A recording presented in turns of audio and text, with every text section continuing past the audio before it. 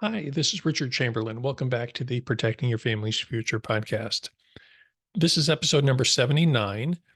Today, we're going to be talking about another reason why you should consider using a professional trustee in your trust. Now, last week, we looked at two reasons.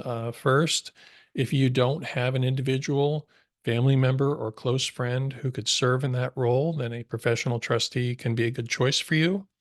Second, if you have a complicated plan of distribution for one of your beneficiaries, such as a supplemental needs trust, then a professional trustee would be helpful for you in that situation. If you didn't listen to that episode yet, I suggest you go back and listen to it. Today, we're talking about a third reason where a professional trustee would be a good choice, and that is if you have a beneficiary who you don't want to give control of assets to. It could be a beneficiary who has creditor issues or spending issues or addiction issues. You know that if you give them the inheritance, give it to them as an outright distribution, or you allow them to control it in any way, they will spend it all in one shot. They will have it taken from them. They will use it to hurt themselves or to hurt others. You don't want to give them control, but you also don't want to leave them out of your estate plan.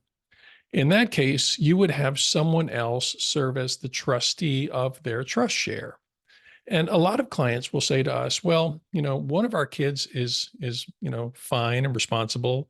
We can give them control. We'll just have that one control the share for their sibling. And that is generally a terrible idea, honestly, because the way that works is the beneficiary who is having the assets controlled for them by a trustee would go to that trustee and say, I need some assets. I need a distribution for this purpose or that purpose. Generally, the trust share is set up so that the trustee has the discretion to make decisions about what to distribute to the beneficiary for certain needs. It's up to the trustee to decide if it's a good idea. So the beneficiary goes to the trustee and says, I need some money for this purpose or that purpose. And the trustee has to decide.